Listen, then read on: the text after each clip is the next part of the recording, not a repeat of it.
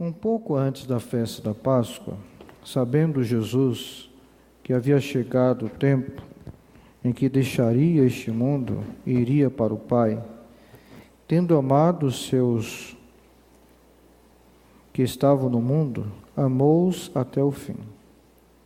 Estava sendo servido o jantar, e o diabo já havia induzido Judas Iscariotes, filho de Simão, a trair Jesus.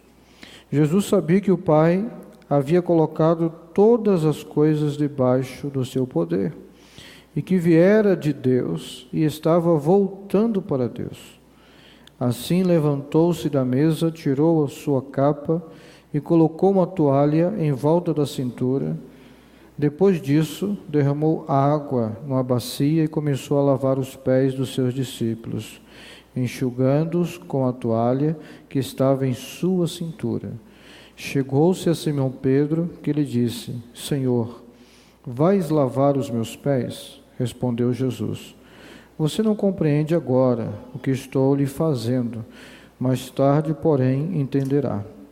Disse Pedro: Não, nunca lavarás os meus pés.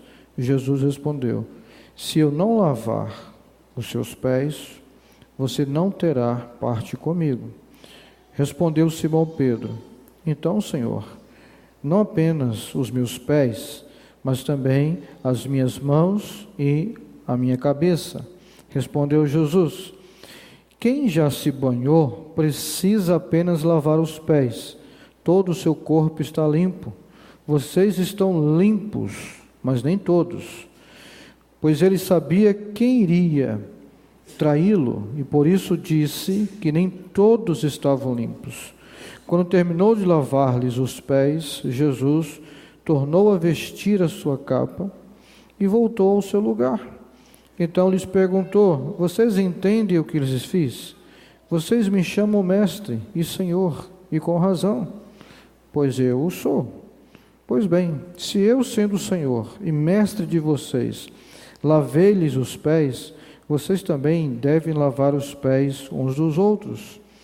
Eu lhes dei o exemplo, para que vocês façam como lhes fiz. Digo-lhes verdadeiramente que nenhum escravo é maior do que o seu senhor, como também nenhum mensageiro é maior do que aquele que o enviou. Agora que vocês sabem estas coisas, vamos dizer o final? Felizes serão se as praticarem. Vamos orar? Senhor, muito obrigado por esta noite, uma noite memorável, porque nós vamos daqui a alguns minutos nos aproximarmos da mesa da comunhão, comer do pão, beber do cálice, que representa o corpo e o sangue do nosso Salvador. E nós pedimos ao Senhor agora que possa falar ao nosso coração, por meio da sua palavra, e que essa palavra renove a nossa fé, esperança e amor. Em nome de Jesus. Amém. Podem estar sentados.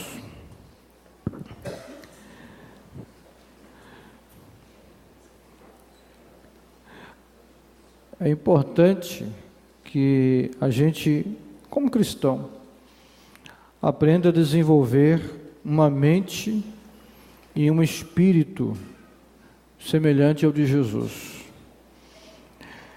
E aqui a gente vê Jesus lavando os pés dos discípulos, e lavar os pés de alguém era algo muito confortável, agradável para quem estava recebendo o lavar dos pés. Depois de chegar de um dia cansativo nas terras da Palestina, com os pés empoeirados, e chegar em casa para o jantar e você poder tirar as sandálias e ter alguém para te servir, tirar as tuas sandálias, lavar os teus pés. Essa era uma prática, uma tradição entre eles nos dias de Jesus. Mas era um trabalho servil, um trabalho que não era feito pelo dono da casa, mas pelos escravos, ou seja, os servos da casa. E por que Jesus fez isso? Porque em vez dele ser servido, serviu. Em vez de ter os seus pés lavados, lavou os pés dos seus 12 discípulos. A gente precisa ler esse texto em paralelo com o Evangelho de Lucas, capítulo 22, do verso 24 a 27. Porque ele nos dá o contexto desse momento aqui. Os discípulos estavam discutindo quem era o maior entre eles.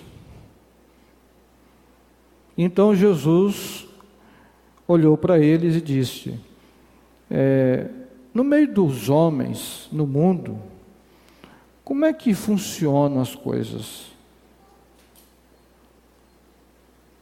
Os senhores é que servem os seus servos? Eles dizem, não.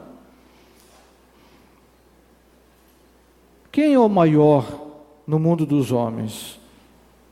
Nesse mundo onde não está dentro do contexto do reino de Deus. Como é que funciona? Os senhores dominam sobre os seus servos, não é verdade? Ele está usando de retórica com seus discípulos. E com certeza eles estão afirmando com a cabeça. É verdade, é verdade. Pois é, mas entre vocês, eu estou como aquele que serve, mesmo sendo o Senhor de vocês. Eu assumi uma postura diferente e não usual do mundo. Porque no mundo, os senhores são servidos pelos seus servos. Mas no mundo de Deus, do qual vocês agora fazem parte, e eu convidei vocês para esse reino, é diferente. Alguém se deseja ser grande, não tem problema. Mas que saiba de uma coisa, precisa se dispor a servir. Alguém deseja ser maior no reino de Deus? Maravilha, mas precisa entender que deve servir os menores. Aquele que deseja ser grande e maior no reino de Deus, precisa aprender a servir. Interessante que a palavra que Jesus usa aqui no Evangelho de Lucas, no capítulo 22, sobre servo, é a palavra diaconê, que dá origem à palavra diaconia. E essa palavra era usada para se referir a garçons ou auxiliares de garçons, que vão servir as bandejas, servir as mesas. E o garçom, ele atende à necessidade dos convidados da casa ou da festa. O servo também atende às necessidades dos donos da casa e dos convidados deles. Interessante que Jesus usou esta palavra para retratar como seria o seu ministério entre os seus discípulos. Entre vocês, eu sou como um garçom que serve a mesa. Eu pego a bandeja, pego a toalha e sirvo os meus discípulos. Assim ele definiu, conceituou e retratou o seu ministério. Esse seria o modelo do seu ministério. E que ele passaria isso para os seus discípulos, pelo exemplo. Que se tornariam os apóstolos da igreja. E eles deveriam ser modelo também de servos para aqueles que haveriam de crer em Jesus. Embora Jesus diga para Simão Pedro aqui, aquilo que eu estou fazendo agora, vocês não estão entendendo, mas entenderão, e eles realmente entenderam. Porque todos eles, exceto Judas, né, que se perdeu depois, todos viveram a vida de servo. E foram servos até a morte, à semelhança do seu Senhor. Para explicar para a igreja de Filipos o que significa servir na igreja sem buscar reconhecimento, ou proeminências, ou prioridades, ou privilégios, e especialmente para ensinar a duas irmãs, Sintique e Evódia, do capítulo 4 de Filipenses, ele usa Jesus como modelo de servo. Ele diz: haja em vós o mesmo sentimento que houve em Cristo Jesus, que mesmo sendo Deus, não teve por usurpação ser igual a Deus. Antes esvaziou-se a si mesmo, tomou a forma de servo e foi obediente até a morte e morte de cruz.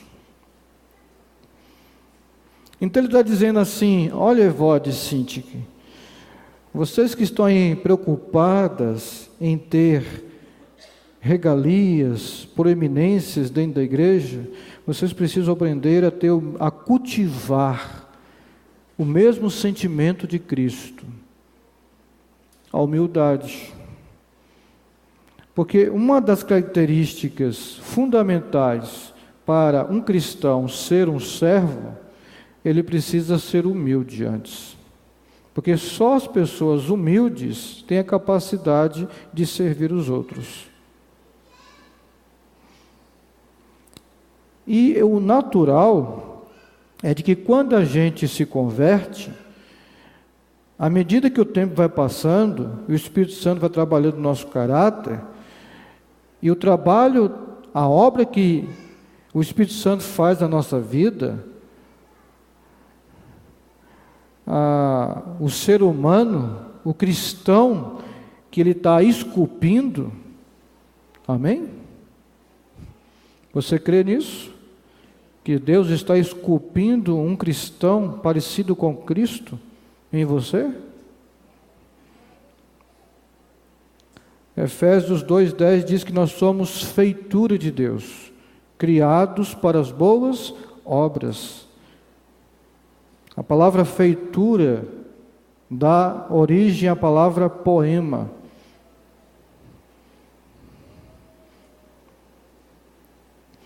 Então é essa obra que Deus está fazendo na vida do homem e da mulher que teve encontro com Deus. E uma das virtudes do caráter de Cristo, que é desenvolvido no nosso caráter, é a humildade. Por quê? Porque se o orgulho é o pai de todos os pecados, a humildade é a mãe de todas as virtudes. Sem humildade, nós não vamos para lugar nenhum.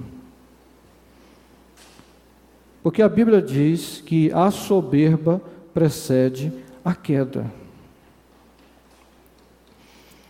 Então, para a gente desenvolver um caráter de servo e de serva, é preciso também estar preocupado em desenvolver a humildade na nossa vida. E então, a gente percebe aqui, nesse texto, pelo menos 2 ou 3 características ou atitudes de Jesus que mostra e que modela o que é a vida de um servo. As atitudes de um servo. A primeira que Jesus mostra para os seus discípulos é que, ao lavar os pés deles, ele está fazendo isso apesar da sua morte iminente. Ele sabia que daqui a algumas horas, ou quem sabe 2 dias, 3 dias, ele seria morto. Nós sabemos que lá no jardim de Getsêmani ele suou sangue, chorou, porque ele sentia um prenúncio da angústia da crucificação. Ele sabia que há poucos dias ali, poucas horas, ele deveria entregar o seu corpo para ser pisado, cuspido, receber uma coroa de espinhos, receber pregos nas suas mãos, nos seus pés, iria se esvair totalmente, levar aquela cruz pesada até o lugar do Gólgota, ser ridicularizado, envergonhado, ultrajado. Interessante que mesmo assim ele se preocupa não com ele, mas em servir as pessoas que estão com ele. Ele está diante de uma morte iminente, mas ele se preocupa em lavar os pés dos discípulos. Ele não está preocupado só consigo, mas ele também está preocupado com aqueles que estão em sua volta. E nesse mesmo texto de Filipenses 2, Paulo vai dizer para a igreja: cada um procure o interesse dos outros, e não somente os seus. É certo que o Espírito Santo está inspirando Paulo a ver isso aqui. Porque no momento em que Jesus está com seus problemas ali, ele está também socorrendo as pessoas e servindo as pessoas e ajudando pessoas a resolverem os seus problemas.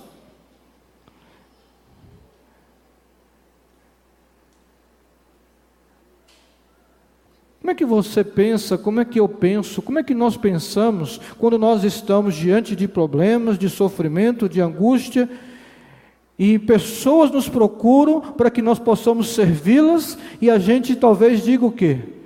Puxa vida, estou cheio de problema, ainda tem gente me procurando para poder ajudar, para resolver os problemas dele. Mas é isso que Jesus faz mesmo.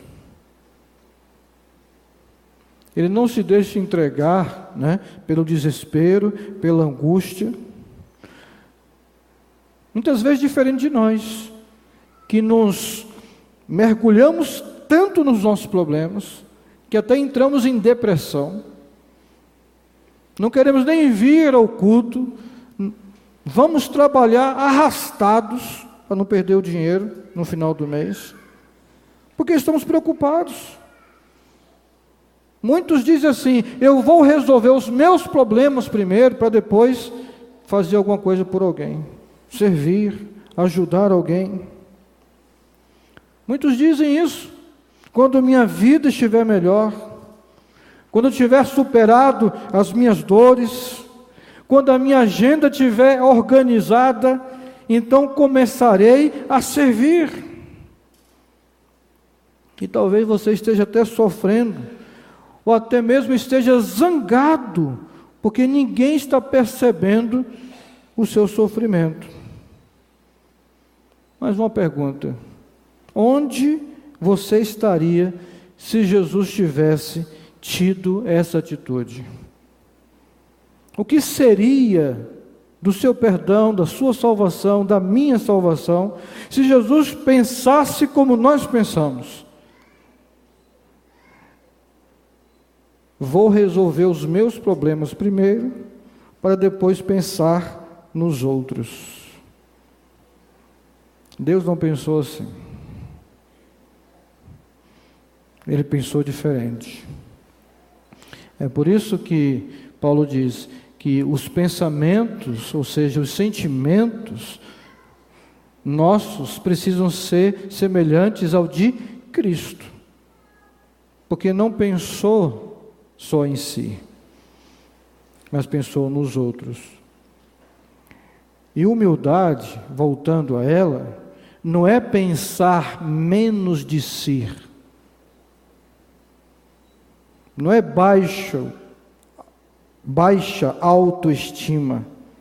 Humildade não é pensar menos de si.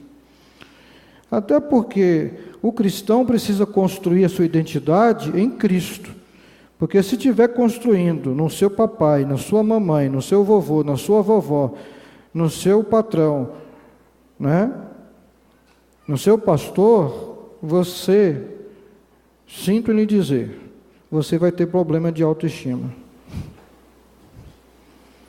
Ou problema de orgulho. Agora, se eu e você construirmos a nossa identidade em Cristo, não vamos ter problema, nem de superestima, nem de baixa estima. Então, humildade não é pensar menos de si, é pensar menos em si, que é sinônimo de altruísmo, que é o contrário de egoísmo. Amém? Humildade é pensar menos em si, e não menos de si. E eu diria para você que servir é uma das melhores maneiras de superar a depressão. É um dos melhores remédios. Albert Schweitzer foi um médico que dedicou toda a sua vida a servir as pessoas. E ele tem uma frase que ele diz assim: a pessoa encontra a verdadeira felicidade no serviço, na utilidade. Isaías capítulo 58, verso 10, diz assim: se com renúncia própria você beneficiar os famintos e satisfizer o anseio dos aflitos, então a sua luz despontará nas trevas e a sua noite será como o meio-dia.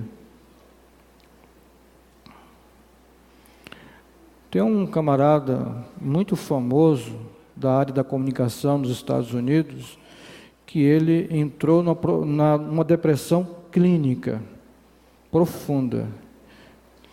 Ele não é psicólogo, mas ele escreveu um livro interessantíssimo chamado O Demônio da Meia-Noite, ou seja, é exatamente isso, ou o demônio do meio-dia, melhor dizendo, o demônio do meio-dia. Tem esse livro aqui na nossa biblioteca. Por quê?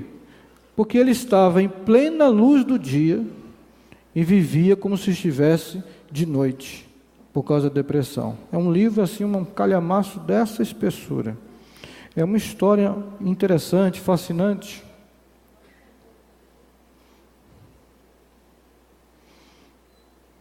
E é exatamente isso que Isaías está profetizando aqui. Falando para o povo de Israel. Isaías quanto? 58. Isaías 58 começa falando de quê? Você sabe? Jejum. O povo estava jejuando, mas não para Deus, mas para si, buscando seus próprios interesses. Ele diz: quando vocês jejuam, vocês acham que vocês estão jejuando por causa de mim? Não, vocês estão jejuando para si. E esse é o jejum que eu quero, que vocês sirvam, que vocês pratiquem a justiça, que vocês pratiquem a misericórdia, que vocês ajudem o próximo, parem de explorar uns aos outros.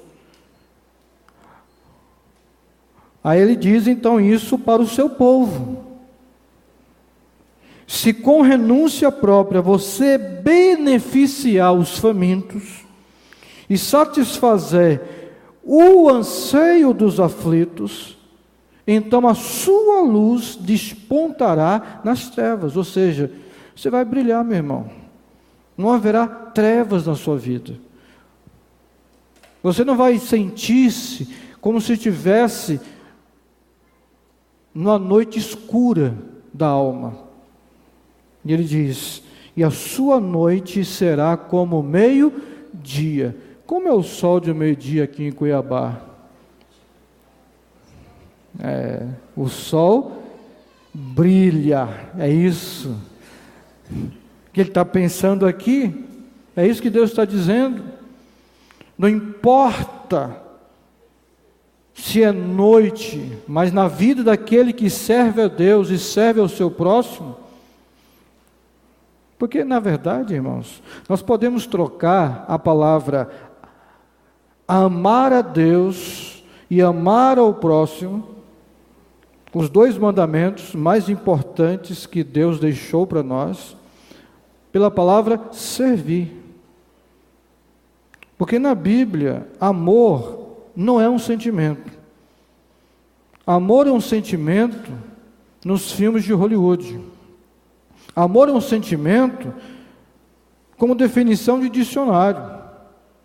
É verbete de dicionário. Mas na Bíblia, amor é mais do que um sentimento. Amor é uma ação. É uma atitude. O texto que nós mais conhecemos e que é central na salvação da humanidade é João 3,16. Concordam comigo? Sim ou não? E como é que Deus define amor em João 3,16? Porque Deus amou o mundo de tal maneira que Ele fez uma declaração de amor para todo mundo. Deus amou o mundo de tal maneira que Ele escreveu um livro sobre amor. Dirigiu um filme sobre amor. Não. Deus amou o mundo de tal maneira que deu o seu Filho unigênito, para que todo aquele que nele crê não pereça, mas tenha vida eterna. O amor não se ensoberbece, não se porta com a indecência, não se alegra com o mal, mas se alegra com a justiça. O amor tudo sofre, tudo espera, tudo crê. Em algum momento, Paulo definiu amor em 1 Coríntios capítulo 13 como sentimento? Não. Atitude. Diga comigo assim: o amor é o que o amor faz. Filhinhos, não ameis apenas de palavras, mas de obras.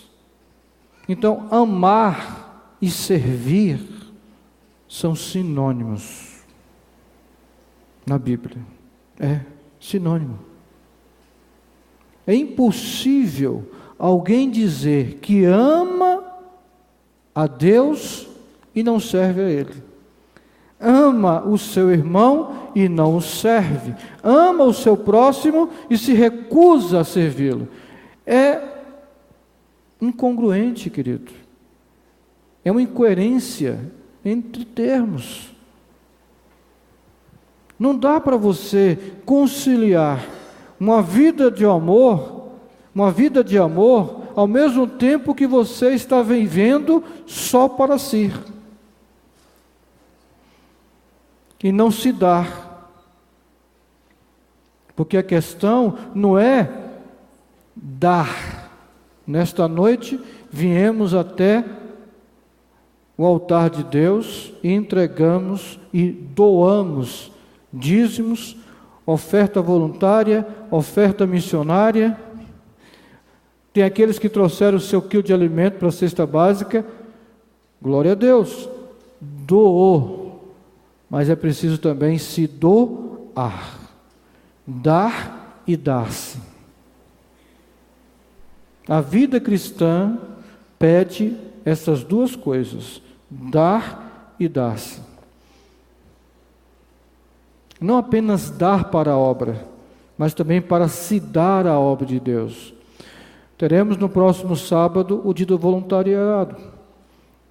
E o pastor aqui disse: você pode também se servir dos serviços que serão oferecidos, mas porque alguém também está se dando, se doando um pouco do seu tempo, do seu talento, para entendermos que tudo que fazemos devemos fazer para a glória de Deus.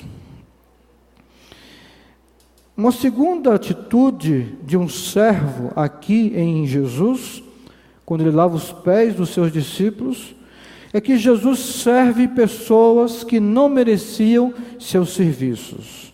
O verso 2 diz que o diabo já tinha induzido a Judas, a trair Jesus. Depois, um outro o negaria daqui a algumas horas e diria 3 vezes: nunca vi esse homem. E os demais, todos eles, abandonariam também Jesus. Isso aconteceu. E Jesus sabia, sim ou não, que Judas trairia ele, que Pedro negaria, que todos abandonariam? Sim. Mas mesmo assim, ele serve a ceia para os 12. Mesmo assim, ele lava os pés dos 12. O verso 10 diz que Jesus falou assim: olha, todos vocês estão limpos, mas nem todos. Pensando já em Judas. Ele sabia. E mesmo assim, ele serve. Ele lava os pés empoeirados de todos eles, não faz discriminação. Jesus é uma pessoa, ele morreu com o coração limpo, Porque lá na cruz ele diz: Pai, perdoa-lhes, porque não sabem o que fazem. Foi a única pessoa capaz realmente de morrer, de nos salvar. Morrer para nos salvar. Porque ele morreu de coração limpo.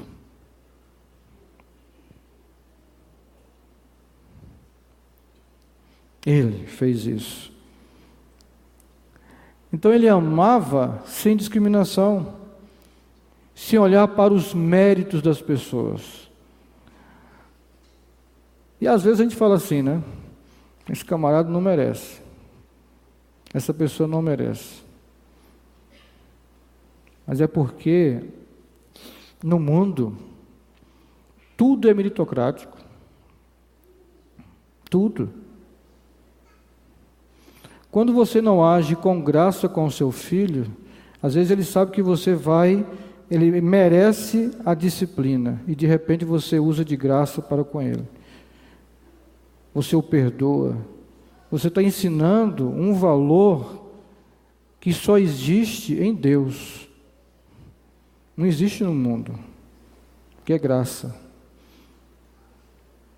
Estava havendo uma conferência entre teólogos lá na Inglaterra, em Londres. Eles estavam discutindo qual a diferença do cristianismo para todas as outras religiões, qual seria a marca mais distintiva do cristianismo em relação às outras religiões. E algumas horas ali discutindo, C.S. Lewis entrou na sala e perguntou o que eles estavam discutindo. Eles disseram: estamos discutindo sobre isso, tal, discorreu a respeito. Ele então disse assim: para mim é graça. E saiu da sala e foi embora. E os teólogos concordaram com C.S. Lewis. Não é que ele tem razão? Nenhuma religião prega graça. Só o Evangelho. Só a Bíblia. Só o cristianismo. Porque em todas as religiões e no mundo dos homens, você precisa fazer para merecer. Mas no reino de Deus, você precisa crer para receber. Amém? É graça.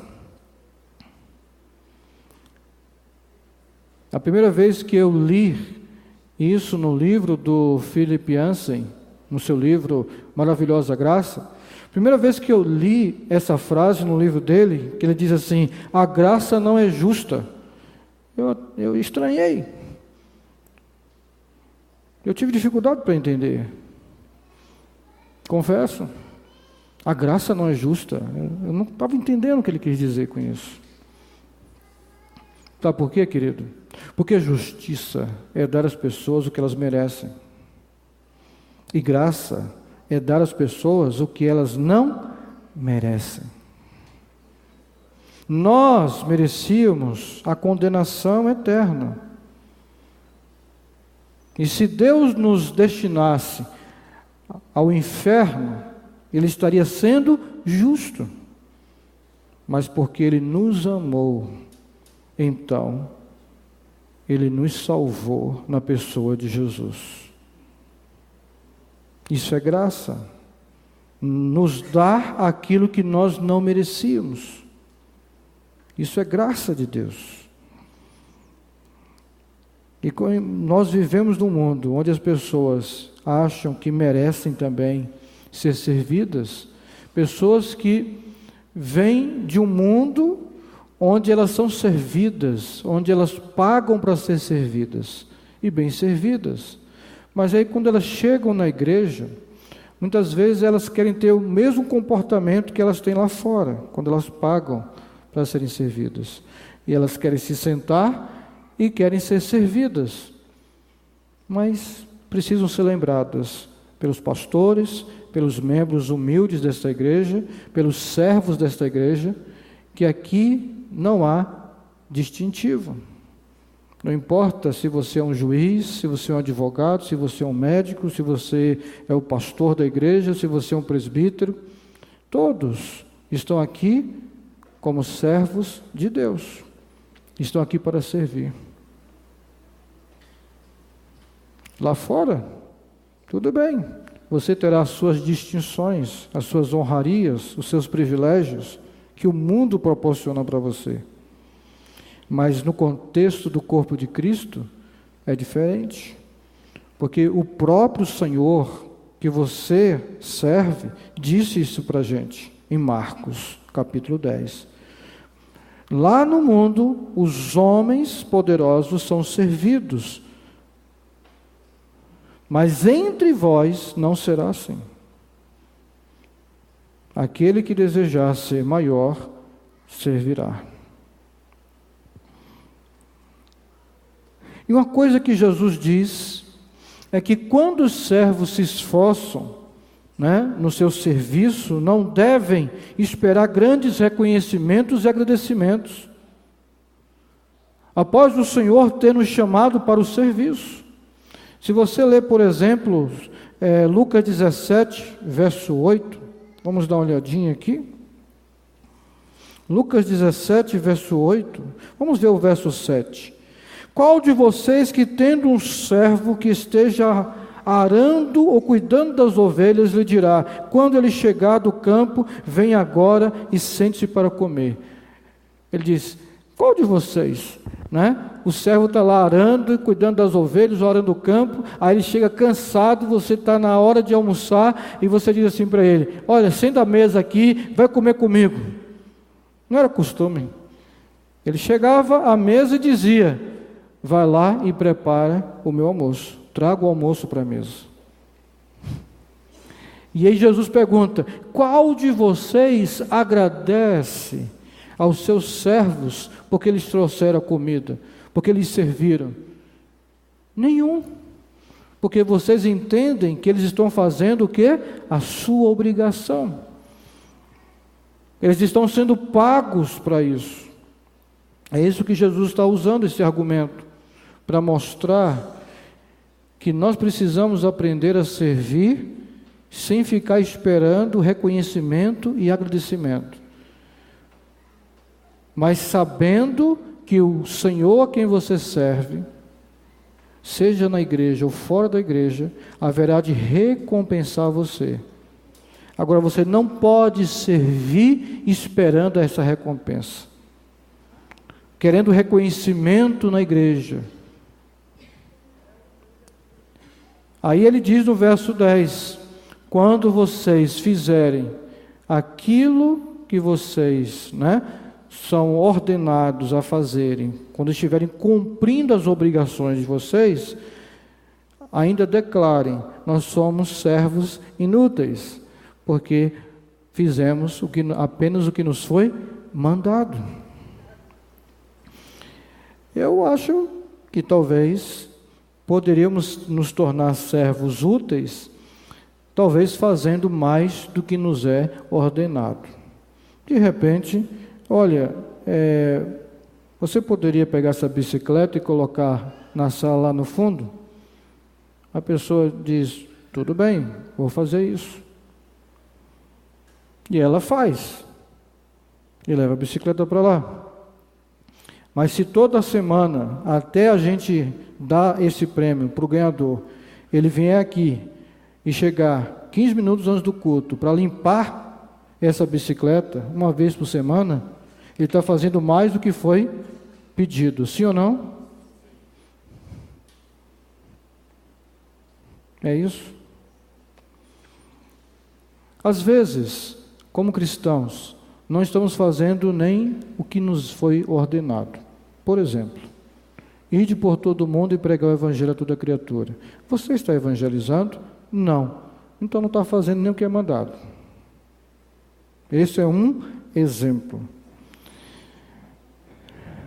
Aí sim, um verdadeiro servo, né, que serve sem esperar reconhecimento, agradecimento, e serve sem olhar para o merecimento das pessoas, e serve apesar dos seus problemas, porque Paulo diz aos Romanos que muitas vezes Deus usou para consolar pessoas e era consolado por essas pessoas.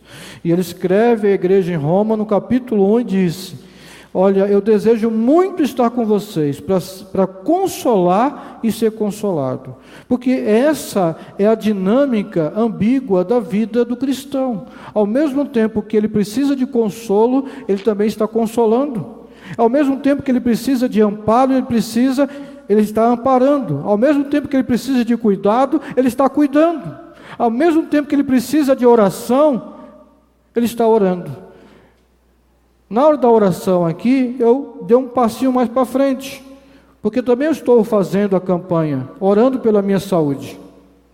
Eu estou orando para Deus me curar da diabetes, da hipertensão e da gastrite. Aí a irmã Lenil encostou em mim e falou assim: pastor, ora por mim porque, né, minha perna está doendo. Não está boa não. Eu falei: amém, irmã, vamos orar. Bota dar a mão aqui. Eu estava ali precisando de oração, mas eu orei por ela. Eu orei pelaquela que estava na minha direita e orei por aquela que estava à minha esquerda, que era a irmã Clemildes. Mas a Clemildes não falou qual era o motivo de oração dela. Então eu orei no varejo. E ali eu orei, né, específico. Eu orei por ela. Interessante que não foi nada pensado, mas antes de pedir para mim, eu orei por ela. Não foi uma coisa automática, né? Não foi pensado, nada pensado, para falar aqui agora também. Mas antes de orar por mim, porque toda vez que eu venho aqui à frente para receber oração, eu oro por mim. Né? Mas hoje, antes de orar por mim, eu orei por ela. Porque ela me instigou a fazer isso. Ela pediu oração para mim. Então a vida cristã tem essas ambiguidades. Às vezes você chega aqui precisando de colo. E de repente você precisa dar colo para alguém. Por isso que a gente precisa aprender a orar junto. Porque quando você ora por mim, eu oro por ti. É assim que funciona a vida cristã. Então, o cristão, ele não tem problema de servir, porque ele sabe quem ele é. Porque Jesus, querido, ele não tinha problema com a identidade dele. Tirar a capa, vestir uma toalha e se rebaixar diante dos seus discípulos, não tirava a autoridade dele, não deixava de ser Senhor e mestre deles. E ele diz: vocês me chamam de Senhor e mestre? Fazem bem, porque eu sou mesmo. Pessoas que têm problema com servir, são pessoas que têm problema de identidade. Elas acham que determinados trabalhos vão tirar delas a sua identidade. O que as pessoas vão pensar? Foi o que Mical falou para Davi, quando ele estava lá, né? Entre os servos e as servas, cantando, dançando, na presença do Senhor, com poucas roupas, né? Não com roupas reais, né? Não. E ela desprezou ele e disse: está aí o rei, né? Comendo, bebendo, dançando, cantando com os empregados, com os servos, com os súditos. E ele diz assim: na presença de Deus eu me rebaixarei, e cantarei, e louvarei. Não tenho problema com isso, disse Davi. Agora, a Bíblia diz o seguinte, que a partir dali, Mical ficou estéril. Nunca mais deu à luz um filho, porque desprezou a obra de Deus na vida de Davi. Jesus tirou a roupa, vestiu, colocou uma toalha, lavou os pés dos 12. O que ele fez depois? Tirou a toalha, vestiu a capa, sentou, olhou para eles e disse: vos dei o exemplo. Assim como eu fiz, façam. Jesus deixou de ser Deus, deixou de ser mestre, deixou de ser Senhor, deixou de ser filho de Deus por causa disso? Não. É isso, querido. Qualquer serviço que você faça aqui não diminuirá você, porque você sabe quem você é em Cristo Jesus. É assim que você e eu precisamos pensar. E aí Jesus termina dizendo assim: vocês serão felizes se lavarem os pés uns dos outros, ou seja, quando servirem uns aos outros. Muitos estão procurando o segredo da felicidade. E Jesus está dizendo que um dos segredos da felicidade é você servir ao seu próximo. Servir é um dos melhores remédios para quem está com depressão.